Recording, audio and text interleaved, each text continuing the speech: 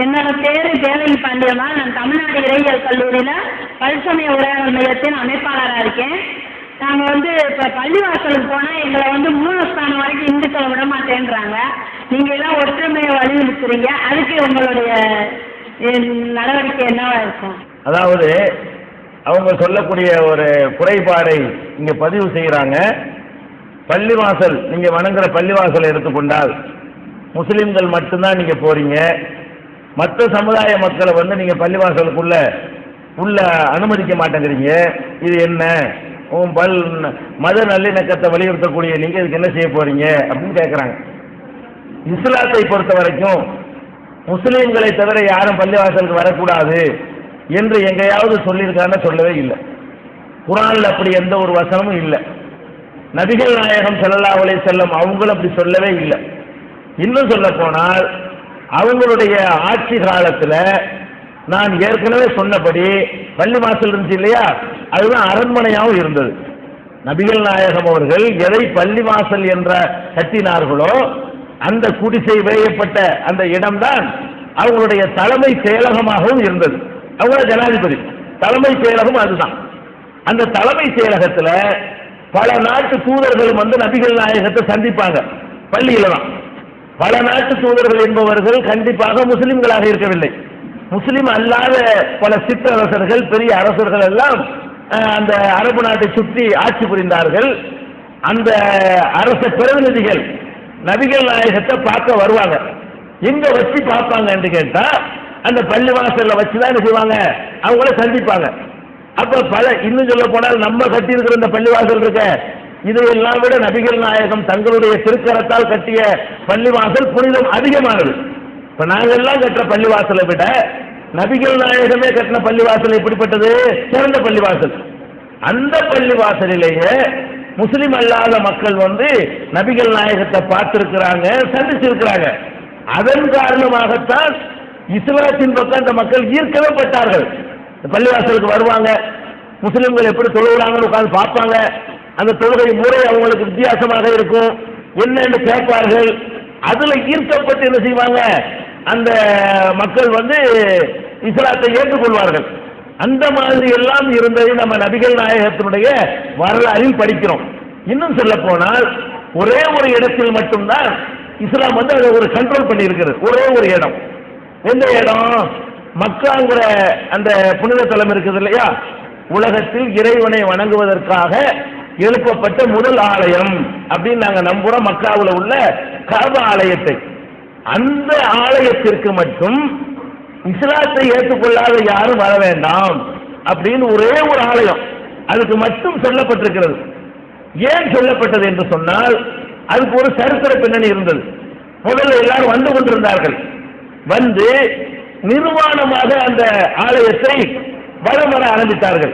நபிகள் நாயகத்தினுடைய காலத்துல அவங்க அனுமதிச்சிருந்தாங்க. ஆரம்பத்தில் வந்தவங்க என்ன செய்யறாங்க என்று கேட்டா, நிர்வாணமாகத்தான் நம்ம பிறந்தோம், அதனால் நிர்வாணமாகவே இந்த ஆலயத்தை நம்ம வலம் வருவோம் அப்படின்னு சொல்லி அந்த ஆலயத்தை நிர்வாணமாக சுத்தக்கூடிய ஒரு நிலைமையை நபிகள் நாயகம் பார்க்கிறாங்க. அப்ப இது ஒரு அநாகரிகமாக இருக்கிறது. இந்த கண்ட்ரோல்ல அவங்க நம்ம கட்டுப்பாடுல வரமாட்டேங்கிறாங்களே அப்படின்னு சொல்லி நபிகள் நாயகம் என்ன பண்றாங்கன்னு கேட்டா, இதுல இந்த புனிதத்தை மதிக்கக்கூடியவர்கள் மட்டும் வந்தா போதும், மற்றவங்க யாரும் வர வேண்டாம் என்று அப்ப ஒரு தடை உத்தரவு போட்டாங்க. அந்த ஒரு பள்ளிக்கு தான் போட்டார்கள். அங்க மட்டும் அதுல வேற தனி சட்டங்களும் இருக்கிறது.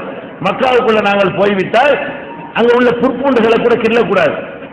அந்த புற்பூண்டுகளை கிள்ளக்கூடாது, குருவிகளை பறவைகளை வேட்டையாடக்கூடாது, அது மாதிரிலாம் நிறைய தனி ரூல்ஸ் இருக்கிறது. இதை யாரு கடைப்பிடிப்பா? அந்த இஸ்லாத்தை நம்பியவங்க தான் கடைப்பிடிப்பாங்க. மற்றவங்களுக்கு தெரியாது, சரிதானு கிள்ளி போட்டுருவாங்க. அப்ப அந்த ஒரு பள்ளிவாசலை தவிர, மக்காவில் இருக்கிற அந்த ஒரு பள்ளிவாசலை தவிர மற்ற எந்த பள்ளிவாசலுக்கும் யாரை வேண்டுமானாலும் அனுமதிக்கலாம் அப்படிங்கிறது இஸ்லாத்துல நபிகள் நாயகம் காட்டி தந்த ஒரு வழிமுறை. அதே நேரத்தில் தூய்மை இல்லாமல் இருந்தால் அது ஆண்களா இருந்தாலும் பெண்களா இருந்தாலும் முஸ்லீமா இருந்தாலும் முஸ்லீம் அல்லாம இருந்தாலும் அவங்க பள்ளிக்கு வரக்கூடாது. இப்ப குடும்ப வாழ்க்கையில ஈடுபட்டுட்டார் ஒருத்தர், முஸ்லீம் தான் அவர் குளிக்கல, பள்ளிவாசலுக்கு வரக்கூடாது. இஸ்லாத்துல அவர் முஸ்லீம்களுக்காக முஸ்லீம் அல்ல என்பதற்காக இல்லை, பள்ளிவாசல்ல வரக்கூடிய நேரத்தில் குளிப்பது அவருக்கு கடமையாக இருக்குமேயானால் அந்த குளிப்பை நிறைவேற்றாமல் பள்ளிவாசலுக்கு வரக்கூடாது. அது மாதிரி மாதவிடாய் நேரத்தில் முஸ்லிம் பெண்களோ முஸ்லிம் அல்லாத பெண்களோ அவங்க அந்த பள்ளிவாசலுக்குள்ள முஸ்லிம் பெண்களும் வரக்கூடாது அப்படின்னு சட்டம் இருக்கே தவிர முஸ்லிம் அல்லாத யாரும் பள்ளிவாசலுக்கு வரக்கூடாது என்று எந்த சட்டமும் கிடையாது. நாங்கள் எங்களுடைய நிர்வாகத்தில் ஒரு 60க்கு மேற்பட்ட பள்ளிவாசல்கள் தமிழ்நாடு முழுவதும் இருக்கின்றன. இதே மதுரையில் கூட உங்களுக்கு 2 பள்ளிவாசல் எங்களுடைய நிர்வாகத்தில் இருக்கிறது. அந்த பள்ளிவாசலுக்கு நீங்கள் எங்களை தொடர்பு கொண்டீங்கன்னா உங்களை கடைசி வரைக்கும் அழைத்து கொண்டு போவார்கள். நாங்கள் தடுக்க மாட்டோம். நாங்கள் விலங்கு வைத்து புரிய வைத்துக் கொண்டிருக்கிறோம். அந்த மாற்றங்கள் வந்த பிறகு எல்லா பள்ளிகளும் அந்த நிலைமை நீங்கள் பார்க்கலாம். Senthilkumar, panchayat ward councillor. இந்த நிகழ்ச்சிக்கு நான் ஏன் கலந்து கொள்ள வந்திருக்கிறேன் என்றால், சுமார் 45 ஆண்டுகளாக எமது பாலிய நண்பர் முகமது அப்துல் கனி என்ற செல்வத்தினுடைய தோழர், அவர்கள் குடும்பமும் எங்களது குடும்பமும் அடிக்கடி பல சுற்றுலாத்தலங்களுக்கு சென்று வந்திருக்கிறோம். அது கடந்த காலம் அதில் கீழக்கரை சென்றிருக்கிறோம், நாகூருக்கு சென்றிருக்கிறோம். ஆனால் இப்பொழுது நண்பர் சொல்கிறார் நாங்கள் அதை நம்பவில்லை என்று. அதற்கான காரணம் விளக்கம் தேவை. அதே சமயத்தில் எல்லா மதத்தினரும் ஒரே மாதிரியாக சொல்கிறார்கள், இறைவன் என்பது ஒன்றுதான். அந்த நம்பிக்கை எல்லோரும் மனத்திலும் உண்டு. இந்துக்கள் நாங்கள் எழுதும்போது பிள்ளையாரத்தை போட்டு ஓம் என்றும் ஒரு கிளத்தை சொல்கிறோம். நமது ஜமாத்தினுடைய நண்பர்கள் என்ன பண்ணுவார்கள் என்றால் நட்சத்திரம் திரை போட்டு 786 என்ற ஒரு குறியை போடுகிறோம். கிறிஸ்டின் சமூகத்தை சேர்ந்தவர்கள் என்ன பண்ணுகிறார்கள் என்றால் சிலுவையை போடுகிறார்கள். இந்த மூன்றுக்கும் எனக்கு ரத்தின சுருக்கமான பதில் அவசியம் தேவை. நன்றி. சகோதரர் செந்தில்குமார் அவர்கள் ஒரு கேள்வி, உங்களுக்கெல்லாம் அறிமுகமான ஒரு விஷயத்தை பற்றி தான் கேள்வி கேட்குறாங்க. அதாவது இந்துக்கள் தங்களுடைய திருமண பத்திரிகைகளில் கடிதங்களில் ஓம்னு சொல்லி போட்டு என்ன செய்வாங்க, அதை போட்டு அதை எழுதுவாங்க. கிறிஸ்தவர்கள் சிலுவையை போடுவாங்க. நீங்க என்ன பண்றீங்கன்னா ஒரு பிறையையும் நட்சத்திரத்தையும் போட்டு 786 786 போடுறீங்களே, அது என்ன விஷயம் அப்படின்னு கேட்கிறாரு. இந்த 786க்கும் இஸ்லாத்துக்கும் எந்த சம்பந்தமே கிடையாது. ஃபர்ஸ்ட் நீங்க தெரிந்து கொள்ள வேண்டும். இது ஒரு அறியாமையினால சில முஸ்லிம்கள் செய்கிற தவறான பழக்கம். இந்த தமிழகத்தில் வாழ்கிற முஸ்லிம்கள் இந்தியாவில் வாழ்கிற முஸ்லிம்களை தாண்டி வெளியே போனீங்கன்னு சொன்னா எந்த முஸ்லிமும் இப்படி போடுவது கிடையாது. நபிகள் நாயகம் பிறந்த நாட்டில் சவுதி அரேபியாவில் இந்த 756 கிடையாது. ஆப்கானிஸ்தானில் 756 கிடையாது. அதே மாதிரி பிரிட்டனில் இதில் அமெரிக்காவில் அங்கே எல்லாம் முஸ்லீம்கள் இருக்கிறாங்க. துபாயில், குவைத்தில், பஹ்ரைனில் அங்கே எல்லாம் இந்த 756 கிடையாது. நம்ம நாட்டில் தான் அந்த 756ங்கிறது ஒரு இஸ்லாமிய சின்னம் மாதிரி ஆக்கப்பட்டிருக்கிறது. இதுக்கு இஸ்லாத்துக்கு சம்பந்தம் கிடையாது. அது எப்படி ஆக்கப்படுதுன்னு கேட்டா, முஸ்லிம்கள் எந்த காரியத்தை துவக்குவதாக இருந்தாலும் ஒரு சொல்லை சொல்லித்தான் துவக்க வேண்டும். என்ன சொல்லுன்னு கேட்டா, பிஸ்மில்லாஹிர் ரஹ்மானிர் ரஹீம் அப்படின்னு சொல்லணும்.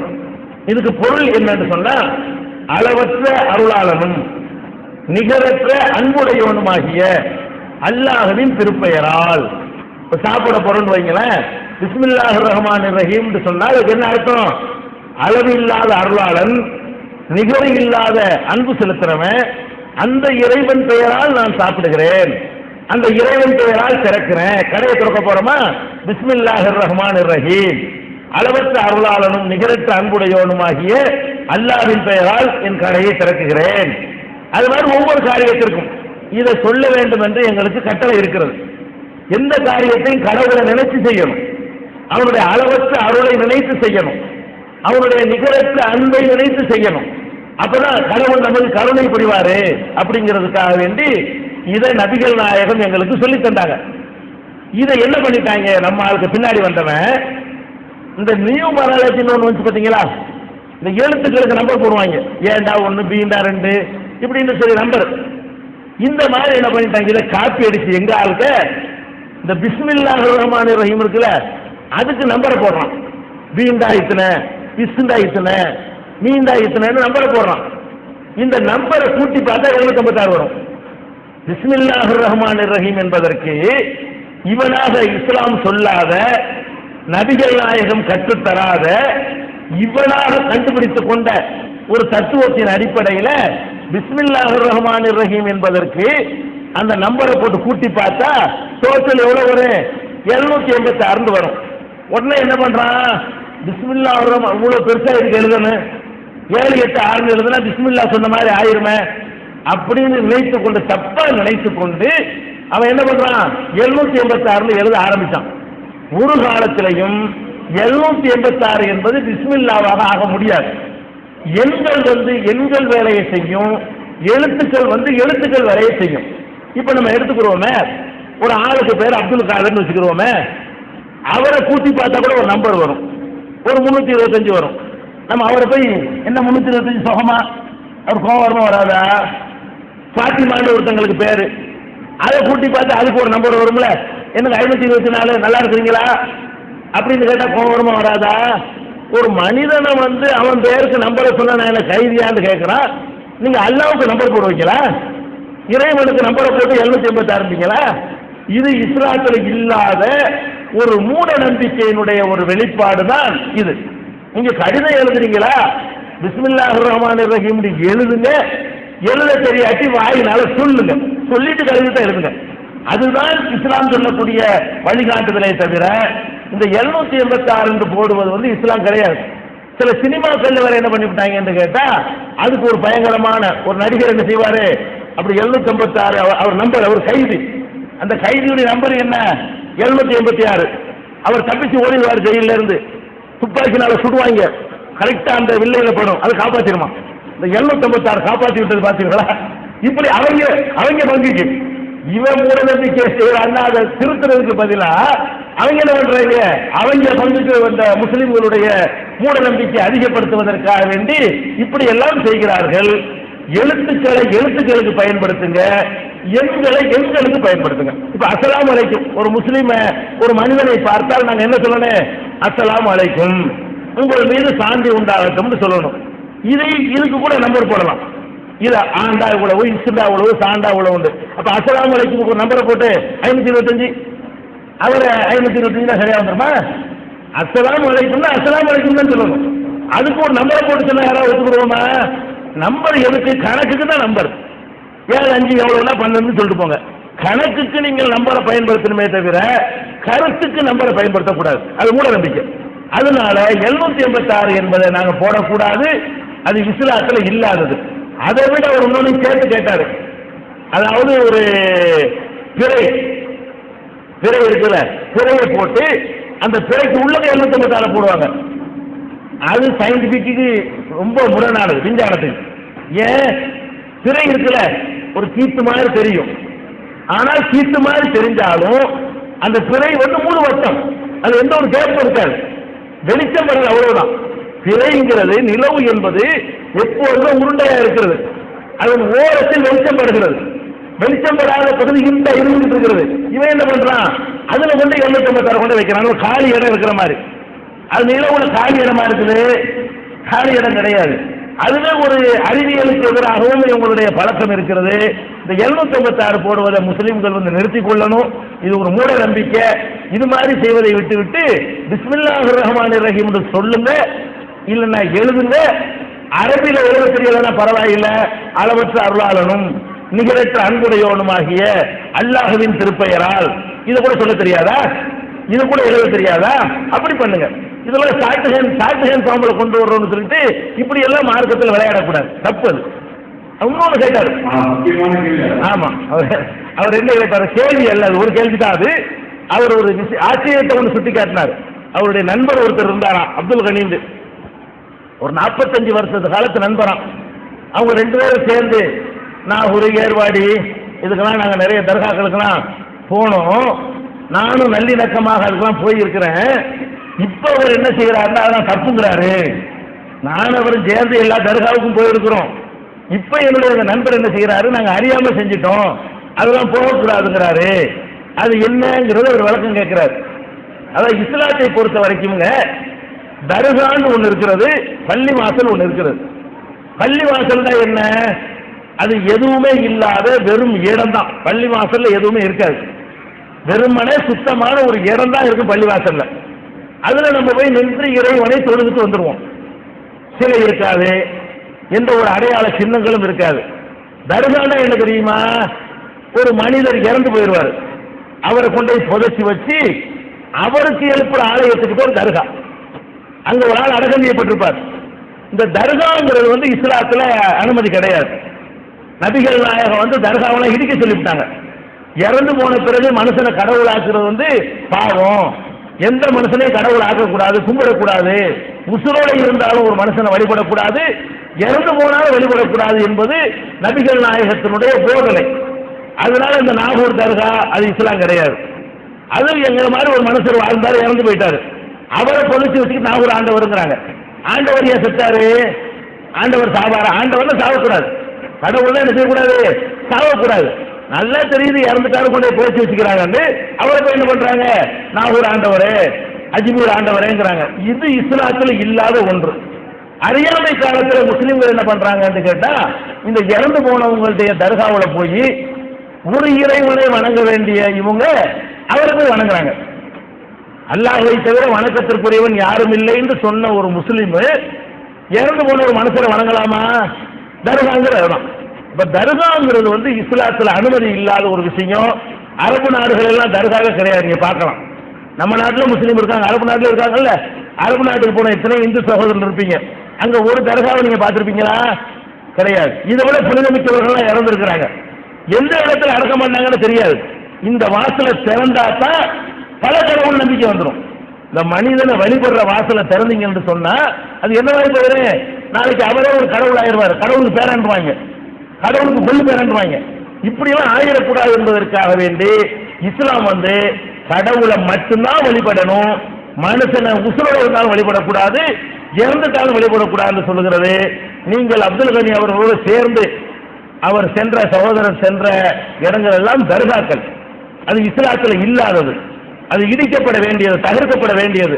அதனால அந்த சகோதரத்தை விளங்கி உண்மையை சொல்லியிருக்கோம். சுந்தர் பாரதி மானாமதுரை உடல்தானம் இன்றைக்கு பேசப்பட்டு வருகிற ஒரு நல்ல செய்தி. எங்கள் மாவட்டத்துடைய மரியாதைக்குரிய நடிகர் கமலஹாசன் அவர்கள் உடல்தானம் செய்தார்கள். ஆனால் உடல்தானம் என்பது இன்றைக்கு உலகளாவிய ஒரு செய்தியாக இருக்கிறது. குருதிக்கொடை வழங்குவது என்பது இஸ்லாமில் கண்ணியமான ஒரு செய்தியாக கூட சொல்லப்பட்டிருக்கிறது. கிட்டத்தட்ட நானெல்லாம் 27 முறை குருதி தானம் செய்தவன். ஒரு குருதி தானம் இன்னும் ஒரு உடலை அல்லது உயிருக்கு கை கொடுக்கிறது. இந்த அடிப்படையில் குருதி தானத்தை எதிர்க்காத இஸ்லாம் வணக்கத்திற்குரிய சங்கைக்குரிய மரியாதைக்குரிய நீங்கள் உடல்தானத்தை எதிர்ப்பதாக அல்லது வழிமொழியாமல் சின்னத்திரையில் அந்த செய்தியை சொன்னீர்கள். இஸ்லாமுடைய நம்பிக்கைக்குரிய ஒரு செய்தி கியாமத் நாள் என்பது அந்த எழுப்பப்படும் நாளில் அவருடைய உடலில் எந்த பகுதியும் அல்லது இல்லாமல் போவதோ குறைந்தோவதோ ஒரு காரணமாக இருக்கலாம் என்று நீங்கள் மறுக்கிறீர்கள் என்று எங்களுக்கு புரியவில்லை. நாங்கள் மாற்றுமத சகோதரர்கள் என்றால சில செய்திகள் எங்களுக்கு தெரியாதனால் முரண்பட்ட கருத்துடையவர்களாக இருக்கலாம். பொதுவாக உறுதிக்குறையை வழிமொழிகிறவர்கள் உடல்தானம் கொடுப்பதால் இன்றைக்கு சிறுநீரக அந்த குறிப்பிட்ட பாகம் இல்லாமல் மீண்டும் இன்னொரு மனிதனுக்கு உயிர் கொடுப்பதும், கண்ணடி விளம்புவதால் இன்னொரு தாய் நேரடியாக மரணித்த பின்னாலே இந்த சமூகத்தை அல்லது உலகத்தை பார்ப்பதும் என்பது சகஜமாக இன்றைக்கு மனிதநேயத்திற்காக தொடர்பான செய்தியாக இருக்கிற காலகட்டத்தில் நீங்கள் அவ்வாறான சின்னத்திரையில் முரண்பாடான செய்திகளை ஏன் சொன்னீர்கள் என்கிற விஷயத்திற்காக இந்த செய்தியை முன்வைக்கிறேன். ஐயா சோமசுந்தர பாரதி அவர்கள் இரத்த தானம் செய்வதை பற்றி நாங்கள் ஆதரிப்பதை விளங்கி வைத்திருக்கிறார்கள். ஆனால் உடல் தானத்தை நீங்க ஏன் மறுக்கிறீங்க அப்படிங்கிறது உங்களுடைய கேள்வி. இரத்த தானத்தை பொறுத்த வரைக்கும் அவங்க கேட்டதுக்காக உங்களுடைய தகவலுக்கு ஒன்றை சொல்லிக் கொள்கிறோம். தமிழகத்தில் சென்ற ஆண்டு இரத்த தானம் வழங்கிய அமைப்புகளிலே மாநிலத்திலேயே 2வது இடம் என்ற விருதை நாங்கள் எங்களுடைய இயக்கம் எங்கள் ஜமாத்து பெற்றிருக்கிறது. மாநிலத்திலேயே 2வது இடம் எங்களுக்கு. இந்த வரக்கூடிய 26ஆம் தேதி இந்தியாவில் இதுதான் சாதனையாக இருக்கும். அநேகமாக ஒரு நேரத்தில் 1500 பேர் இரத்த தானம் நடத்தக்கூடிய நிகழ்ச்சி சென்னையில் 11 அரசு மருத்துவமனைகள் இணைந்து வருகிற 26ஆம் தேதி நாங்கள் சென்னையில் நடத்த இருக்கிறோம். அது அவ்வளவு பேர் ஒரு தடவையில கொடுத்தது, அதுதான் எங்க சாதனை.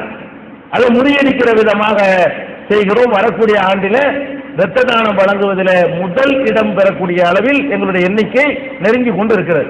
ஒரு தகவலுக்கு சொல்லிக் கொடுக்கிறோம். இப்ப ஐயாவுடைய கேள்வி என்னன்னு சொன்னா, நீங்க உடல் தானத்தை மறுக்கிறீங்க.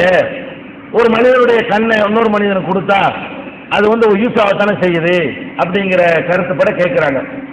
இந்த உடல் தானத்தில் சில உறுப்புகள் ஒரு மனிதன் இறந்த பிறகு அடுத்தவனுக்கு பயன்படக்கூடியதாக இருக்கிறது. அதை கொடுக்கறத நாங்கள் மறுக்கவே இல்லை. குறிப்பாக கண்தானத்தை மேட்டுப்பாளையம்ங்கிற ஊர்ல ஒரு நேரத்தில் நூற்றுக்கணக்கான பேர்கள் கண்தானம் கூடிய ஒரு பெரிய நிகழ்ச்சியை நடத்தி எங்களுடைய சகோதரர்கள் கண்தானமாக பதிவு செய்திருக்கிறார்கள். இந்த கண்தானத்தை பொறுத்தவரை நீங்கள் நம்ம இறந்துட்டோன்னு வைங்களேன், இறந்த உடனே சில மணி நேரங்கள் அந்த கண்ணு கெட்டு போகாம இருக்குது. எதுக்காக வேண்டிய கடவுளை அப்படி வச்சிருக்காருன்னு கேட்டால் யாருக்காவது யூஸ் ஆகுதுன்னு சொல்லித்தான். நம்ம பாடி இறந்துருது, அந்த கண்ணை வேகமாக எடுத்து அதை பாதுகாத்து கொண்டால் இன்னொரு மனிதனுக்கு அந்த கண்ணை கொடுக்கலாம் அப்படிங்கிற ஒரு முறை இருக்கிறதுனால நாங்கள் அதை கண்தானத்தை நாங்கள் எதிர்க்கவே இல்லை. அதை நாங்களும் செய்திருக்கிறோம். செய்வதை நாங்கள் நிகழ்ச்சியாக விழாவாக நடத்தி மக்கள்கிட்ட கொண்டு போயும் இருக்கிறோம். அது எங்கள் இஸ்லாத்திற்கு எதிரானது இல்லை. ஆனால் உடல் தானம் என்று சொல்வது அப்படி பயன்படாது. வேற உறுப்புகள் எல்லாம் அது மருத்துவ சும்மா அறுத்து பார்க்கறதுக்கு பயன்படுமே தவிர, இந்த உடல் தானத்தில் ஒரு மனிதன் தன்னுடைய உடலை தானம் செய்தால் அவன் விரலை எடுத்து ஒரு ஆளுக்கு வைக்கலாம், செத்து போன விரலை எடுத்து இன்னொரு ஆளுக்கு வைக்கலாம்னு இருந்தால் ஒரு ஆளுக்கு நீங்கள் பயன்படுதுன்னு சொல்லலாம். அப்படி இல்லை. கண்ணுக்கு மட்டும்தான் அந்த மாதிரியான ஒரு தன்மை இருக்கே தவிர, செத்து போன ஆளுடைய கிட்னியை கொண்டாந்து ஒரு ஆளுக்கு வைக்கலாம், செத்து போன ஆளுடைய கையை வெட்டி கொண்டாந்து கை இல்லாத ஒரு ஆளுக்கு வைக்கலாம் என்ற அளவுக்கு மருத்துவம் இல்லை. அப்போ உடல் தானம் என்பது யாருக்கும் பயன்படுவதற்கு கொடுக்கிறது இல்லை. அது எதுக்கு பயன்படும் என்றால், மருத்துவ படிப்பு படிக்கிறாங்கல்ல, அவங்க அந்த உடல்கள் எப்படி அமைக்கப்பட்டிருக்கிறது, உள்ளமைப்பு என்ன, இதுகளை அறிந்து கொள்வதற்கு வேண்டுமானால் அது யூஸ் ஆகும். அதுக்கு மனித உடலை வச்சு தான் அறிந்துக்கிறதுங்கிற தேவையில்லாத அளவுக்கு தவளையை வைத்து, குரங்குகளை வைத்து, பல பிராணிகளை வைத்தெல்லாம் என்ன செய்யறாங்க, அதை அறிந்து கொண்டுதான் இருக்கிறார்கள். அதுக்கு ஒருத்தர் விரும்பி வழங்கினாரே, ஆனால் அதை ஒரு அப்ஜெக்ஷனா நம்ம சொல்ல மாட்டோம். ஆனால் இஸ்லாத்தை பொறுத்த வரைக்கும் இறந்து போன உடலுக்கு தொழுகை நடத்தி அவருக்கு பிரார்த்தனை செய்து அவரை கொண்டு அடக்கம் பண்ணணும் என்ற ஒரு கடமை எங்களுக்கு இருக்கிறது. இந்த உடலை கொடுக்கறதுனால யாருக்கும் பயன்படுற மாதிரியும் இல்லை. மேட்டுப்பாளையத்தில் எத்தனை பேர் பாக்கர், மேட்டுப்பாளையத்தில் சொல்லுங்க, மேய்க்கல எத்தனை பேர்? நீங்க தானே போயிட்டு வந்தீங்க, அவர் தலைமையாக நடந்துச்சு. மேட்டுப்பாளையத்தில், அதாவது கோவை மாவட்டம் மேட்டுப்பாளையத்தில் 150 சகோதரர்கள் சகோதரிகள் மாத்திரம் 58 பேர், 58 சகோதரிகள் கண்தானம் பண்ணாங்க. அதே போல் 150 பேர்கள் மொத்தம் கண்தானம் பண்ணாங்க. அது ஒரு இயக்கமாகவே நாங்கள் கொண்டு செல்கிறோம். ஒரு இயக்கமாக தமிழகம் முழுவதும் இன்ஷா அல்லாஹ் எல்லா ஊர்களிலும் இதை கொடுப்பதற்கான முயற்சி. எப்படி இரத்த தானத்தில் இன்றைக்கு 2வது இடத்திலே, அதாவது ஒட்டுமொத்த அமைப்பில் 2வது இடத்துல இருக்கிறோம். இன்ஷா அல்லாஹ் இந்த ஆண்டு முதலிடத்துக்கு வருவதற்கான வாய்ப்பை போல் வருகின்ற 26ஆம் தேதி கூட சென்னையிலே ஒரு மெகா, அதாவது கிட்டத்தட்ட 1550 பேர் கலந்து கொள்ளக்கூடிய ஒரு மெகா இரத்த தான முகாம் நடைபெற இருக்கிறது. இது ஒரு இயக்கமாக கொண்டு செல்ல இருக்கிறோம். சரி, அப்ப அதனால இந்த உடலை கொடுக்கறது நம்ம எதனால இருக்கணும், யூஸ் யாருக்கும் பயன் இல்லை. ஒரு ஆளுக்கு அந்த உறுப்பை பயன்படுறதான்னு அந்த மாதிரி மனுஷன் செத்தோன்னு எல்லா உறுப்பும் செத்துருது. கண்ணு மட்டும்தான் கொஞ்ச நேரத்துக்கு உயிரோடு இருக்கிறது. நான் செத்த பிறகு கூட என்னுடைய கண்ணு சில மணி நேரங்கள் உயிரோடு இருக்கிறது. உடனே எடுத்து ஒரு ஆளுக்கு வச்சிடலாம். ஆனா கை, கால், மற்ற உறுப்புகள் எல்லாம் சாகுபடியில செத்துருது. அது அடுத்த ஆளுக்கு யூஸ் பண்ணவே முடியாது. அப்படி ஒரு வேறுபாடு இருக்கிறதுனால தான் அந்த உறுப்புகள்ல கண்ணை மட்டும் நீங்கள் செய்யலாம், அது யூஸ் ஆகுறது தெரியுது, மற்றது யூஸ் ஆகலைங்கும் போது அதை கொடுக்க சொல்லி வலியுறுத்த கூடாது, அது வேஸ்ட். அதனால நாங்க மறுத்துருக்கோம். என் பேர் சிவகுமார், பெண்களை அழைத்தாலோ இல்ல கொடுமைப்படுத்தினாலோ 2 ஆண்டு ஜெயில் என்ற புது சட்டம் வந்திருக்கு. இஸ்லாமியர்களான நீங்கள் பெண்களை மிகவும் பெண்கள் சுதந்திரத்தை மிகவும் நேசிக்கிற நீங்கள் இதை ஏற்றுக்கொள்வீர்களா? இதான் என்னுடைய கேள்வி. இப்போ வந்து நாடாளுமன்றத்தில் புதிதாக ஒரு சட்டம் கொண்டு வந்திருக்கிறார்கள். அதை பற்றி தான் தம்பி சிவகுமார் கேள்வி கேட்கிறாரு. அவர் என்ன கேட்கிறாருன்னு கேட்டால், பெண்களை அடித்தாங்கன்னு சொன்னால் 2 ஆண்டு சிறை தண்டனைன்னு ஒரு சட்டம் இப்போ பாஸ் ஆகிருக்கிறது. பெண்களுக்கு குரல் கொடுக்கக்கூடிய நீங்கள் இதை ஏற்றுக்கிறீங்களா அப்படின்னு அவர் கேட்கிறார். அதாவது இந்த சட்டத்தை பொறுத்த வரைக்கும் பெண்கள் பாதுகாக்கப்பட வேண்டும் என்பதில் மாற்று கருத்து கிடையாது. அவர்கள் பல குடும்பங்களில் கொடுமைக்கு உள்ளாக்கப்படுகிறார்கள் என்பதிலும் மாற்று கருத்து கிடையாது. அது ஒரு 20% இருக்கலாம். ஒரு 80% குடும்பத்தில் வந்து அப்படி நகமும் சதையுமாக உடலும் உயிருமாக கலந்துதான் என்ன செய்யறாங்க, வாழ்க்கையை நடத்துறாங்க. எல்லாரும் இப்படி செய்வது கிடையாது.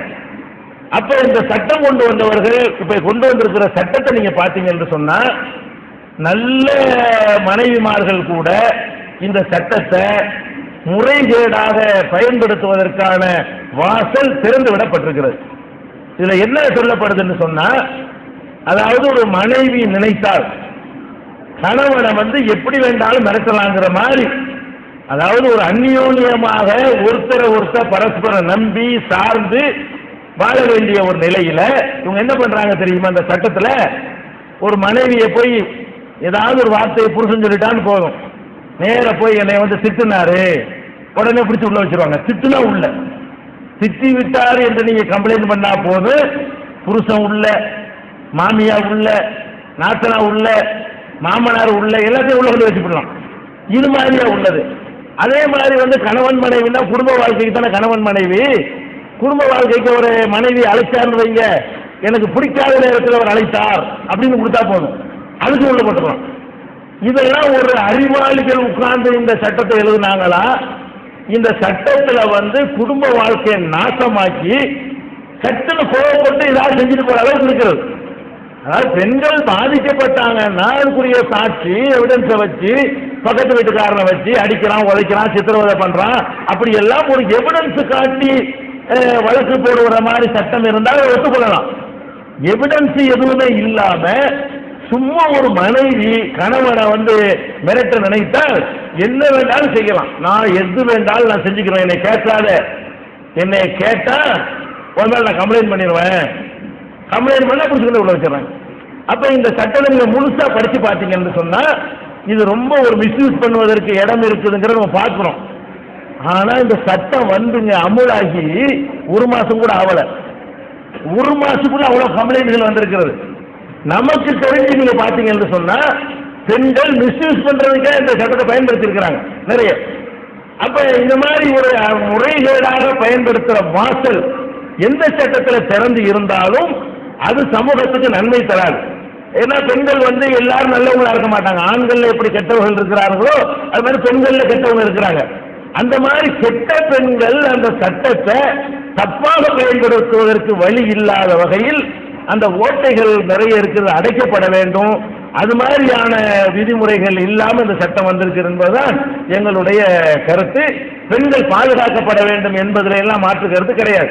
குடும்ப வாழ்க்கை சீரழிஞ்சு போயிடும். ஒரு 10 வருஷத்தினுடைய நீங்க விளைவை நீங்க பார்த்தீங்க. என் பேரு ஜே அம்புஜம். என்னோட கேள்வி என்னன்னா, முஸ்லீம் நாட்டில் தான் நாட்டுக்காட்டு சண்டை நடக்குது அப்படின்னு சொல்றீங்க. ஆனால் இந்தியாவில் இங்கேயும் அவ்வளவு சண்டை நடக்கும்போது பிடிபடுற அத்தனை தீவிரவாதின்னு உங்க இனமாகவே இருக்கிறது வருத்தத்தக்க விஷயம். அதை வந்து நீங்க எனக்கு தெளிவுபடுத்தணும். அதான் என்னோட முதல் கேள்வி. அவங்க என்ன கேட்குறாங்கன்னா, இந்தியாவில் இந்த தீவிரவாதம்னு சொல்லி பிடிபடுற 50 பேருமே முஸ்லீம்களாகத்தான் இருக்கிறாங்க, அது ஏன் அப்படின்னு கேட்குறாங்க. அது வந்து ஒரு தவறான ஒரு கருத்துருவாக்கத்தின் காரணத்தினால அப்படி ஒரு செய்தி மக்கள்கிட்ட நிலவுகிறது. உண்மையில் நீங்கள் பார்த்தீர்களேயானால் நமது நாட்டில் பலவிதமான தீவிரவாத குழுக்கள் இருக்கின்றன. உதாரணமாக இப்ப சீசன் வந்து நக்சலைட் சீசன். நேற்று முந்தா நாள் போன வாரம்லாம் நீங்க பாத்தீங்கன்னு சொன்னா நக்சல் தீவிரவாதிகளாகத்தான் மாட்டிக்கொண்டிருக்கிறார்கள். இந்த ராக்கெட் லாஞ்சர்லாம் கடத்தினாங்க இல்லையா, அதுல இருந்து சூடு பிடிக்க ஆரம்பித்து இப்ப என்னடான்னு பார்த்தா துப்பாக்கி அது இதுன்னு பயன்படுத்துற ஆளுக்கு போனா நக்சலைட்டுகள் வந்து கொண்டிருக்கிறது. அதுல ஒரு முஸ்லீம் பேர் கூட இல்லை, சரியா? ஆனால் நக்சலைட்ல உள்ளவங்க கந்தசாமி ராமசாமின்னு வர்றாங்க. அந்த கந்தசாமி ராமசாமிங்கிறத கந்தசாமி ராமசாமின்னு தான் நம்ம பார்க்கிறோமே தவிர அவங்களுடைய மதத்தோடு நம்ம சம்பந்தப்படுத்தி பார்க்கறது இல்லை. முஸ்லீம்ல எவனாவது ஒரு கிறுக்கம் செஞ்சா மட்டும்தான் மதத்தோட சம்பந்தப்படுத்துறோம். இவங்க வந்து முஸ்லீம் இல்லதானே, அப்படின்னா இந்துண்டோ கிறிஸ்தவர்கள்ட்ட சொல்லணும்ல. அப்படி பேப்பர்ல சொல்ல மாட்டேங்கிறாங்க. பேப்பர்ல என்ன செஞ்சு போடுறாங்கன்னு கேட்டா, முஸ்லீம்ல எவனாவது ஒருத்தன் செஞ்சான்னு சொன்னா அவன் பெயரை போடலாம், முஸ்லீம் தீவிரவாதிங்கிற வார்த்தையை போட்டு விட்டுறாங்க. மற்றவங்க ஏதாவது செஞ்சாங்கன்னு சொன்னா அவங்களுடைய பேரை மட்டும் போடுறாங்க, மதத்தை போட மாட்டேங்கிறாங்க, சரியா? இப்ப எடுத்துக்கிறீங்களேன், இப்ப காஷ்மீர்ல முஸ்லீம்ல சில பேர் ஒரு தீவிரவாத நடவடிக்கையில் ஈடுபடுறாங்க. இதே அளவுக்கு இதை விட கூட வேற மாநிலங்கள்ல தீவிரவாதம் இருக்கா இல்லையா? இருக்கிறது. உள்பா தீவிரவாதிகள் ஒரு பக்கம் அவங்க வந்து அரசாங்கத்துக்கு எதிராக போராடி கொண்டிருக்கிறார்கள். போட்டோ தீவிரவாதிகள் என்று சொல்லி அவங்க ஒரு பக்கம் போராடி கொண்டிருக்கிறார்கள். பீகார்ல இதே மாதிரியான தீவிரவாத குழுக்கள் செயல்பட்டு கொண்டிருக்கிறார்கள். அப்ப இவங்களெல்லாம் போலீஸை தாக்குறாங்க, ராணுவத்தை தாக்குறாங்க, பொதுமக்களை தாக்குறாங்க, பஸ்ல கொண்டு வைக்கிறாங்க, ரயில்ல கொண்டு வைக்கிறாங்க. அப்ப இவங்களெல்லாம் வந்து முஸ்லீம்கள் இல்லை, அவங்க ஏதோ ஒரு மதத்தில் உள்ளவங்க தான். ஆனால் மீடியாக்கள்ல வந்து அவங்கள மதத்தோடு சேர்த்து சொல்ல மாட்டேங்கிறாங்க. முஸ்லீம் எவனாவது ஒரு 4 பேர் செஞ்சா மட்டும் முஸ்லீம் தீவிரவாதிங்கிற வார்த்தை யூஸ் பண்ணிடுறாங்க. தப்பு, அது ஒரு விஷயம். இஸ்லாத்துக்கும் அதுக்கும் சம்பந்தம் இல்லை. ஆனா முஸ்லீம்ல ஒருத்தன் செஞ்சா அவனோட முஸ்லீம்கிற மதம் சேர்க்கப்படுது, மற்றவங்க செஞ்சாங்கன்னு சொன்னா அவனோட வந்து மதம் சேர்க்கப்படுவது இல்லை. இப்ப உதாரணமா இலங்கையில எடுத்துக்கொள்ளுங்களேன். இலங்கையில ஒரு சண்டை நடக்கிறது, விடுதலை புலிகள்ங்கிற ஒரு அமைப்பினருக்கும் அரசாங்கத்துக்கு மத்தியில் நடக்கிறது. அந்த விடுதலை புலிகள்ங்கிற அமைப்புல உள்ளவங்களுக்கு ஒரு மதம் இருக்கும்ல, அதை யாராவது சொல்லுவாங்களா? அதை விடுதலை புலின்னு தான் சொல்லுவாங்களே தவிர அவங்கள இந்து என்றோ அவங்கள கிறிஸ்துவர் என்றோ யாரும் சொல்ல மாட்டேங்கிறாங்க. அதுவே அந்த மாதிரி ஒரு நாட்டில் முஸ்லீம்கள் ஏதாவது பண்ணாங்கன்னு வைங்க, அதுக்கு என்ன பேர் வந்துடுது? முஸ்லீம் தீவிரவாதின்னு வந்துடுது. அதனால நீங்க இந்தியாவில் எடுத்தாலும் சரி, உலகத்தில் எந்த பகுதியில் எடுத்தாலும் சரி, எல்லா சமுதாயங்கள்லையும் 4 தீவிரவாதி இருக்கிறான், 4 கிறுக்கன் இருக்கிறான். சமூகத்தை பத்தி நினைக்காம வன்முறையின் மூலமாக தான் மார்க்கம் காண வேண்டும் என்று நினைக்கக்கூடியவன் எல்லா ஜாதிகளையும் எல்லா மதத்திலையும் எல்லா மொழியிலையும் இருந்து கொண்டிருக்கிறான். அதே மாதிரி முஸ்லீம்களையும் இருக்கிறான். ஆனால் முஸ்லீம்கள் யாராவது அந்த செயலை செய்யும் பொழுது அவங்களோட மதம் சம்பந்தப்படுத்தப்படுகிறது. முஸ்லீம் அல்லாதவங்க செய்யும் பொழுது மதம் சம்பந்தப்படுத்துவது இல்லை. அவ்வளவு வேணாங்க. இப்ப நான் லேட்டஸ்டா ஒன்று சொல்றேன். இந்த தேசத்தை காட்டி கொடுக்கிறதான தேசத்துல ஒரு பெரிய குற்றம். இப்ப 2 மாதமாக தேசத்தை காட்டி கொடுத்தவர்கள் கைது செய்யப்பட்டாங்களே, அவங்கள யாரு முஸ்லீமே இல்லை. எல்லாருமே ராணுவ தளபதிங்கிறாங்க, கடற்படை தளபதிங்கிறாங்க, தளபதிக்கு மாமாங்கிறாங்க, தளபதிக்கு மச்சாங்கிறாங்க. எல்லாம் யாருன்னு பாத்தீங்கன்னா முஸ்லீம் அல்லாத மற்ற சமுதாய மக்களாக இருக்கிறார்கள். ஒரு முஸ்லீமும் இல்லை. ஆனால் இதே கொஞ்சம் கற்பனை பண்ணி பாருங்க, அதுல ஒரு முஸ்லீம் இருந்திருந்தான்னு வைங்க ஒருத்தன், அப்ப பேப்பர்ல செய்திகள் மீடியாக்கள்ல செய்திகள் எப்படி வரும்? வேற மாதிரி வந்துடும். அதனால முஸ்லீம்ல இருக்கிறாங்க என்பதை நாங்கள் மறக்கல. அது இஸ்லாம் கண்டிக்கிறது தப்பு. ஆனால் எல்லாத்திலையும் இருக்கிறார்கள். முஸ்லீம் செய்யும் போது மாத்திரம் இஸ்லாத்தோட சம்பந்தப்படுத்தி போடுறாங்க, மற்றவங்க செய்யும் பொழுது அவங்க மதத்தை மறந்துடுறாங்க, மதத்தை சொல்றது இல்லை. அப்ப கேட்கிற மக்களுக்கு என்ன பதியுது? ஓ, இஸ்லாம் தான் தீவிரவாதம் போல இருக்கு, முஸ்லீம் தீவிரவாதி. மீடியாக்கள் அந்த கருத்துருவாக்கத்தை ஏற்படுத்துகிறார்களே தவிர அதனால என்ன செய்யலாம்? முஸ்லீம்கள் நாளைக்கு இருக்கிறத சரின்னு நினைக்கிறான். அதை வந்து அந்த இயக்கத்தோட சேர்த்துக்கணும். நான் குண்டு வைக்கிறானா லஷ்கர்னா லஷ்கர்னு சொல்லுங்க, வேற இயக்கம்டா வேற இயக்கம்னு சொல்லுங்க, ஹிஸ்புல் முஜாஹிதீன் அந்த பேரை சொல்லிட்டு போங்க. முஸ்லீம் ஏன் சொல்றீங்க? ஒரு இயக்கத்துக்கு பெயர் இருக்கும்ல, அந்த பெயரால் அந்த தீவிரவாதிகள் அடையாளப்படுத்தினால் இந்த தப்பான புரிந்துணர்வு வராது. அது மீடியாக்களின் காரணமாக முஸ்லிம்கள் தான் இப்படி செய்கிறார்கள் என்ற சித்திரம் உண்டாயிருக்கிறது. அது தவறு. முஸ்லிம்களும் அப்படி செய்கிறார்கள் என்ற அடிப்படை நாங்கள் மறுக்கல. தப்புதான். என்னுடைய பெயர் தீனதயாளன். நான் சிவகங்கை மாவட்டம் மானாமதுரையிலிருந்து வருகின்றேன். நான் திராவிட முன்னேற்ற கழகம் இயக்கத்தை சார்ந்தவன். அந்த பேரூராட்சியினுடைய முன்னாள் தலைவராகவும் இருந்தவன். உயர்ந்த மண்ணுக்கேற்ற மார்க்கமான இஸ்லாத்தில் மொழியியல் சிந்தனை உங்களுடைய தொழுகையில் இல்லையோ என்கின்ற மனக்குறை என்னிடம் இருக்கின்றது. எபிரேயத்திலிருந்து வந்த கிறிஸ்தவ மதம் தமிழகத்திலே ஆலயங்களிலே தமிழிலேதான் வழிபாடு ஜபிக்கிறார்கள். இந்து மதத்திலே ஒரு சில கோயில்களில் மட்டும் தமிழ் கேட்கிறது. பெரும்பாலான ஆலயங்களில் சமஸ்கிருதமே 2000 ஆண்டுகளாக ரீங்காரமிட்டுக் கொண்டிருக்கிறது. நாங்கள் தமிழ் வேண்டும் என்று கேட்கின்றோம். தந்தை பெரியார் அந்த உணர்வை ஊட்டினார்கள். ஆனால் இன்றைக்கு வரை பெரிய ஆலயங்களிலே தமிழ் வழிபாடு இல்லை என்கின்ற குறை இருக்கின்றது. இஸ்லாத்திலேயும் தொழுகையின் போது அரபு மொழிகளிலேயே தொழுகை செய்யப்படுவதாக நான் உணர்கிறேன். அது ஒரு குறை உங்களை பொறுத்தவரை இல்லை என்றாலும் கூட நீங்கள் தமிழிலே வழிபடுவீர்களே ஆனால், உங்களுடைய உயர்ந்த தத்துவங்களை சொல்வீர்களே ஆனால், அந்த கருத்து மக்களுக்கு போய் சேரும். கிறிஸ்தவத்திலே ஜபிக்கிற போது, தெரு கடைகளில் நிற்கிற போது அந்த கருத்து எங்களுடைய காதலுக்கு வந்து சேர்கிறது. சமஸ்கிருதம் ஓதுகிற போது என்ன சொல்கிறார்கள் என்றே புரியவில்லை. அது வேதமொழி என்று சொல்லுகிறார்கள். எனவே இந்த தொழுகை வழிபாடு தமிழில் இருக்குமே ஆனால் உங்களுடைய கருத்துக்கள் மக்களை வெகுவாக சென்றடையும் என்பது மட்டுமல்ல, உலக நாடுகளிலே எந்தெந்த மொழிகளிலே மக்கள் பேசுகிறார்களோ அந்தந்த மக்களுக்கான மொழியிலே உங்களுடைய தொழுகை இருந்தால் மக்களுக்கு எளிதாக புரியும் என்பது என்னுடைய தாழ்மையான வேண்டுகோள். முதல்ல இஸ்லாத்தை பொறுத்த வரைக்கும் மொழியை பற்றி அதனுடைய நிலைப்பாடு என்னவென்றால், எல்லா மொழிகளும் சமமான அந்தஸ்து கொண்டவை. இதுதான் இஸ்லாத்தின் நிலைப்பாடு. ஒரு மொழி உசந்தது, ஒரு மொழி தாழ்ந்தது என்ற கருத்தை இஸ்லாம் ஒப்புக்கொள்ளவில்லை. தமிழும் சரி மலையாளமும் சரி ரெண்டு சமமானது. அப்படிதான் இஸ்லாம் நாங்கள் நினைக்க வேண்டும். அரபு மொழியில குரான் இருந்தால் கூட அரபு மொழியும் தமிழ் மொழியும் சமமானதுதான். அரபு மொழி உசந்தது என்று நாங்கள் நினைக்கவே கூடாது. நபிகள் நாயகம் அவர்கள் அரபுதான் உசந்த மொழி என்று நினைத்த மக்கள் மத்தியில் பிறந்தார்கள். அந்த மக்கள்கிட்ட அவங்க சொன்னார்கள், லா பதவி அரபியின் அல்ல அஜமியின்.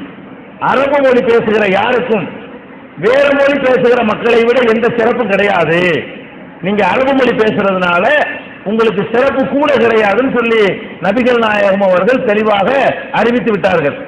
அதனால மொழியை பொறுத்த வரைக்கும் சில மொழிகள் தான் தேவமொழி, சில மொழிகள் தேவமொழி இல்ல, தேவன் அந்த மொழியில வழிபடக்கூடாது, பிரார்த்திக்க கூடாது அப்படிங்கிற மாதிரியான ஒரு நிலைப்பாடு இஸ்லாத்தில் கிடையவே கிடையவே கிடையாது. அதே நேரத்தில் சில நேரங்களில் உலகளாவிய ஒரு மதமாக இருந்தால், உலகளாவிய ஒரு சித்தாந்தமாக இருந்தால், உலக ஒற்றுமையை கருதி ஏதாவது ஒரு மொழியில் ஒரு காரியம் இருப்பதுதான் சிறந்தது என்ற ஒரு அடிப்படையில் அப்படி சில இடங்கள்ல இஸ்லாம் ஒரு மொழிக்கு முன்னுரிமை கொடுத்திருக்கிறது. உதாரணமா நம்ம எடுத்துக்கொள்ளுவோம் புரிந்து கொள்வதற்காக வேண்டி. இந்தியாவில் பல மொழி பேசக்கூடிய மக்கள் நம்ம இருக்கிறோம்.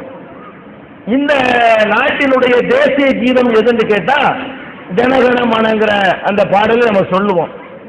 இது தமிழா? இது தமிழ் கிடையாது. இது வங்காள மொழி. அப்ப வங்காள மொழியில எழுதப்பட்ட இந்த பாடலை நாம தேசிய கீதம் என்று நம்ம சொல்றோம். அதனால தமிழை விட வங்காள மொழி சிறந்தது ஆயிருமா? அதுக்காக நம்ம ஏற்றுக்கிட்டோம். ஜனகணமன என்பதை தேசிய கீதமாக நம்ம ஏற்றுக்கொண்ட காரணத்தினால் தமிழ் மட்டும், வங்காளம் ஒசத்தி அப்படின்னு நம்ம நம்புறோமா? அப்படி நம்பல. நம்ம ஏன் ஏற்றுக்கிட்டோம்? அதை எழுதிய கவிஞரை பார்த்தோம். ஒரு பிரபலியமான ஒரு கவிஞர் தாகூர், ஒரு நல்ல ஒரு கவிஞன். அந்த கவிஞர் அன்றைக்கு நடைமுறையில் இருந்த பாடல்கள்ல இந்த கவிஞனுடைய பாடல் நல்லா இருக்குது. ஒரு நாட்டுக்கு ஒரு தேசிய கீதம் தான் இருக்க முடியும். தமிழுக்கு ஒரு தேசிய கீதம், மலையாளத்துக்கு ஒரு தேசிய கீதம், கன்னடத்துக்கு ஒரு தேசிய கீதம் அப்படின்னு இருந்தா நாட்டில் ஒரு ஒருமைப்பாடு இருக்காது. நம்ம பல மொழி பேசக்கூடிய மக்கள் இருக்கிற இடத்துல நம்மளை எல்லாம் ஒருங்கிணைப்பதற்குன்னு ஒன்று ரெண்டு இருக்கணும். ரூபாய் நோட்டு நம்மளை ஒருங்கிணைக்கிறது, ராணுவம் நம்மளை ஒருங்கிணைக்கிறது, ஒரு மத்திய ஆட்சி நம்மளை எல்லாம் ஒருங்கிணைக்கிறது, அதே மாதிரி ஒரு கோடி நம்மளை எல்லாம் ஒருங்கிணைக்கிறது. அது மாதிரி நம்ம அனைவரையும் ஒருங்கிணைக்கக்கூடிய ஒரு கீதம் வேண்டும். தேசம் சம்பந்தமான ஒரு விஷயத்துல பாடுவதற்கு ஜனகணமனன்னு பாடிக்கொண்டிருக்கிறோம். இப்ப இதையே நம்ம தமிழாக்க வேண்டும் நம்ம நினைக்கல. ஜனகணமன என்பதற்கு பதிலாக நாங்கள் தமிழ் தேசிய கீதம் எங்களுக்கு வேணும்னு கேட்டால் அது மாநில கீதமா இருக்குமே தவிர தேசிய கீதமா இருக்காது. தேசியம்னா எல்லாம் சேர்ந்ததுக்கு தான் தேசியம். அப்ப நம்ம தேசிய கீதத்தை நம்ம என்ன பண்றோம்னு கேட்டா, நம்ம தமிழ் அல்லாத வேற ஒரு மொழியில இருந்தாலும் அதை நம்ம ஏற்றுக்கொள்றோம். வேற வழி எதனால ஏற்றுக்கிறோம்? தமிழ்ல இருந்தா புரியும், வாஸ்தவம் தான். இருந்தாலும் புரிகிறத விட நாங்கெல்லாம் ஒரு நாட்டவர்கள் காட்ட விரும்புகிறோம். இப்ப நம்ம எதை காட்ட விரும்புகிறோம் உலகத்துக்கு? நாங்கெல்லாம் ஒரு நாட்டவர்கள், ஒரு கீதத்தை முழங்கக்கூடியவர்கள் அப்படின்னு ஒரு மெசேஜை உலகத்துக்கு சொல்வதற்காக வேண்டி மொழி உணர்வை சற்றே பின்னுக்கு வைத்துவிட்டு தேச ஒற்றுமையை முன்னுக்கு கொண்டு வந்து ஒரு கீதத்தை ஏற்றுக்கொண்டிருக்கோமா இல்லையா? ஏற்றுக்கொண்டிருக்கிறோம். அதே மாதிரி நம்ம ராணுவத்தில் ஆள் இருக்கிறாங்க. ராணுவத்தில் போனவர்களுக்கு தெரியும், அந்த ராணுவத்தினுடைய உத்தரவுகள் எல்லாம் எப்படி இருக்கு? லெப்ட் ரைட்னு ஆங்கிலத்தில் சொல்லுவான், வலது இடம்னு சொல்லுவானா? சொல்ல மாட்டான். என்ன செய்வான்? லெப்ட்னா லெப்ட் காலை எடுத்து வைக்கணும், ரைட்னா ரைட்டு காலை எடுத்து வைக்கணும். அப்ப லெப்ட் ரைட்னா என்ன செய்யணும்? எல்லாமே என்சிசியில இருந்து ராணுவம் வரைக்கும் இதுதான் நம்ம தேசியம் பூராவும் நம்ம அமல்படுத்தி கொண்டிருக்கிறோம். அங்க போய்கிட்டு நாங்கள்லாம் தமிழ் மக்கள் எங்களுக்கு வலது இடது போடுன்னு சொன்னா மலையாளத்தில் உள்ளவன் மலையாளத்தில் கேட்டா, தெலுங்குல உள்ளவன் தெலுங்குல கேட்டா, அந்த ராணுவ தளபதியால் அனைவரையும் ஒரு உத்தரவில் ஒன்றிணைக்க முடியுமா? ஒவ்வொருத்தருக்கும் தனித்தனி உத்தரவு போட்டாங்க, ஏதாவது ஒருமைப்பாடு இருக்குமா? ராணுவ லெப்ட்ல அப்படின்னா ஒரு ஒழுங்கு இருக்கும். அப்ப அதுக்குன்னு உள்ள சில விஷயங்கள்ல ஒருங்கிணைப்பு என்று வரும் பொழுது மொழியை பார்த்தா ஒருங்கிணைப்பு வராது சில இடங்களில். அப்ப அதனால அந்த மொழியை மற்றவற்றோடு புரிஞ்சு கொள்ளக்கூடாது. தமிழ்லயே இதை வச்சுட்டான்னு வைங்க, மற்ற மொழிக்காரன் கேட்பான்ல, தமிழ்ல வலது இடத்துல ஆக்கியாச்சு. அப்ப மலையாளத்துக்காரன் கேட்பான்ல, எங்க இது எங்கன்னு கேட்பான்ல, தெலுங்குக்காரன் கேட்பான்ல. எந்த ஒரு மொழியில வச்சாலும் வேற ஒரு மொழிக்காரன் அதை கொஸ்டின் பண்ணத்தான் செய்வான். ஆனா ஏதாவது ஒரு மொழியில தான் வைக்க முடியும். அப்படிங்கிறதுக்காக வேண்டி நம்ம சில ஒழுங்குகளை ஏற்படுத்தியிருக்கிறோம். அதே மாதிரி இஸ்லாம் என்பது ஒரு தமிழகத்துக்கு மட்டும் உள்ள ஒரு மதமாக இருந்தால் கண்டிப்பாக தமிழ்ல எல்லாத்தையும் கொண்டு வந்துடலாம். இது சர்வதேசத்திலும் இருக்கக்கூடிய ஒரு மார்க்கம், உலகளாவிய அளவிலே பறந்து விரிந்த ஒரு மார்க்கம். இந்த மார்க்கத்தில் இப்ப உதாரணமாக அமெரிக்காவை சேர்ந்த ஒருத்தர் முஸ்லிம் இங்க மதுரைக்கு வருகிறார். மதுரை பள்ளிவாசலில் இருந்து அல்லாஹ் அக்பர் என்று அந்த பாங்கு சத்தம் கேட்குகிறது. அவர் என்ன விளங்கிக் கொள்வார்? அமெரிக்க முஸ்லீம், அவருக்கு தமிழே தெரியாது. அவர் என்ன விளங்கிக் கொள்வார்? இங்க ஒரு பள்ளிவாசல் இருக்கிறது, தொழுகையுடைய நேரம் நெருங்கி விட்டது, நம்ம அந்த பள்ளிவாசலுக்கு போனால் நம்ம போய் தொழுவலாம் அப்படின்னு விளங்கி பள்ளிவாசலுக்கு வருவார்ல. இப்ப நானே அமெரிக்காவுக்கு போறேன், எனக்கு இங்கிலீஷ் தெரியாது. அப்ப அங்க உள்ள ஒரு பள்ளிவாசல்ல அவன் ஆங்கிலத்தில் ஏதாவது சொன்னான்னு வைங்க, நான் அங்க ஒரு பள்ளிவாசல் நான் விளங்கவும் மாட்டேன், எனக்கு அந்த உணர்வு வரவும் செய்யாது. அதுவே எல்லாருக்கும் ஒரே மாதிரி, எப்படி தேசிய கீதம் நம்ம எல்லாருக்கும் ஒரே மாதிரி இருக்கிறதோ அப்படி அந்த அழைப்பு இருக்குமையானால் நம்ம என்ன செய்யலாம்? உங்க பள்ளிவாசல் இருக்கு, நானும் போயிடுவேன். இப்ப அரபு நாட்டுக்காரன் இங்க வந்தாலும் சரி அப்படி போயிடுவோம். அப்ப அதுல இருந்து அர்த்தத்தை விட அது சொல்லக்கூடிய கருத்து எல்லாத்துக்கும் புரியுதா இல்லையா? இப்போ முஸ்லீமுக்கும் புரியும், முஸ்லீம் அல்லாத மக்களுக்கும் புரியும்ல. அல்லாஹ் கொஞ்சம் கேட்டா உங்களுக்கு என்ன வழங்க? முஸ்லீம்கள் பிரேயருக்கு டைம் ஆச்சு, பள்ளிவாசலுக்கு போக போறாங்க, இது எல்லாத்துக்கும் ஒரே மாதிரி தானே விளங்குது. அதுதான் அந்த அழைப்புக்கு நோக்கம். இதை நம்ம பார்க்கிறோம். அதே மாதிரி பள்ளிவாசல்ல தொழுகை ரெண்டு விதம் இருக்கிறது. ஒன்னு கூட்டு தொழுகை, இன்னொன்று தனித்தனியாக தொழுகை. இந்த கூட்டு தொழுகையில் தான் அவங்க இந்த நீங்க சொல்றபடி அரபு மொழியில எல்லாரையும் ஒருங்கிணைப்பதற்காக வேண்டி செய்வாங்க. தனியாக நாங்கள் தொழக்கூடிய நேரத்தில் சில குர்ஆனுடைய வசனங்களை ஓதி முடித்த பிறகு நாங்கள் கடவுள்கிட்ட பிரார்த்தனை செய்வோம். ஒவ்வொருவரும் தங்கள் தாய்மொழியில நாங்கள் பிரார்த்தனை செய்வோம். பிரேயர் முடிந்த பிறகு கடவுள்கிட்ட கோரிக்கையை கேட்குவோம்ல, கடவுளே எங்களுக்கு மழையை கொடு, எங்களுக்கு வைத்த வழியை போக்கு, எங்களுக்கு செல்வத்தை கொடு, எங்களுக்கு புள்ள குட்டிகளை கொடு, எங்க விவசாயத்தை செழிப்பாக்கி வை, இப்படி எல்லாம் கடவுள்கிட்ட பிரார்த்தனை பண்றோமே, அதெல்லாம் தாய்மொழியில தான் பண்ணிக்கிட்டு இருக்கிறோம். அதெல்லாம் தாய்மொழியில் தான் கடவுள்கிட்ட என்ன செய்யறோம்? வேண்டிக் கொண்டிருக்கிறோம். அப்ப அந்த ஒருமைப்பாடாக எல்லாரும் ஒன்று சேர்ந்திருக்கிற இடத்துல வந்து ஏதாவது ஒரு மொழியில செய்யணும் என்பதற்காக அதை செய்யறோம். அந்த நேரம் முடிந்த பிறகு தனித்தனியாக கடவுள்கிட்ட கேட்கறதெல்லாம் தமிழ்ல. இப்ப கூட நீங்க தமிழ்ல கடவுள்கிட்ட கேட்கலாம். கடவுளுக்கு தமிழ் தூரமான பாஷை நாங்க சொல்லவே இல்லை. இப்ப முஸ்லீம்கள் பள்ளிவாசல்ல போய் கடவுளே எங்களை காப்பாத்து தமிழ்ல கேட்கலாம். கடவுளுக்கு விளங்கும். கடவுளுக்கு தமிழ் தெரியாதுன்னு நாங்க சொல்லல. அப்பயும் அரபிலே சொல்லணும், வேற பாஷையில சொல்லலாமே அப்படின்னு கேட்டால் அரபி சிறந்தது என்பதற்காக நாங்கள் அதை செய்யல. நபிகள் நாயகத்துக்கு அந்த ஒரு பாஷை தான் தெரியும். அவருக்கு தெரிஞ்சவரை உண்டாக்கி போவாரு. நபிகள் நாயகம் வந்து அரபு நாட்டில் வந்தாரு. அவருக்கு அந்த அரபு மொழி மட்டும்தான் தெரியும். அவருக்கு தெரிஞ்ச பாஷையில் அதை சொல்லிட்டு போயிட்டாரு. அதை வந்து நம்ம அந்த தலைவர் சொன்னார் என்பதற்காக அவங்களுக்கு தெரிஞ்ச பாஷை என்ற அடிப்படையில் அதை ஏற்றுக்கொண்டோமே தவிர அரபு மொழி சிறந்தது என்பதற்காக அல்ல, வேற மொழி மட்டம் என்பதற்காக அல்ல. பிரச்சாரங்கள் எல்லாம் எங்களுக்கு தமிழ்லாம் நடக்கும். நீங்க பள்ளி வாசல்ல வாரம் வெள்ளிக்கிழமை ஜும்மான் தொழுகைன்னு இருக்கிறது. அதுல ஒரு அரை மணி நேரம் சொற்பொழிவு நிகழ்த்துவார்கள். அந்த சொற்பொழிவு எப்படி நடக்கும்? தமிழ்ல தான் நடக்கும், அரபில இருக்காது. தமிழ் மக்களுக்காக தமிழ்ல தான் இந்த பிரார்த்தனை நடக்கும். அதுபோக தொழுகை இல்லாத பல நேரங்களில் மார்க்கத்தை விளக்கக்கூடிய நிகழ்ச்சிகள் பள்ளிவாசல் நடக்கும். அவர் தமிழ்ல தான் பிரச்சாரம் பண்ணுவார். அப்ப தமிழ் வந்து எங்களுக்கு அந்நியம் என்று நாங்கள் நினைக்கல. தமிழும் கடவுளுடைய மொழிதான். தமிழ் மொழியிலையும் கடவுள் தூதர்களை அனுப்பி இருக்கிறாரு. தமிழ் மொழிக்கும் பல வேதங்களை கடவுள் தந்திருக்கிறாரு. அப்படித்தான் நாங்க நம்புறோம். உலக ஒருமைப்பாட்டை கருத்துல கொண்டு ஏதாவது ஒரு மொழியில இருந்தா தான் உலகம் போல ஒரு யூனிஃபார்மா இருக்கும். இந்த யூனிஃபார்ம் என்பதுதான் நோக்கமே தவிர மட்டப்படுத்துற நோக்கமெல்லாம் கிடையாது. தமிழ்ல கடவுள்கிட்ட கேட்டாலும் கடவுள் தருவார். இந்த பாங்கு, இந்த கூட்டு தொழுகை இதுகளுக்கு அது வேணாம்னு இஸ்லாம் சொல்லுது. மற்றபடி கடவுள் வழிபாட்டுக்கே தமிழ் உகந்த மொழி இல்லைன்னு நாங்க சொல்லவே இல்லை. திருக்குறள்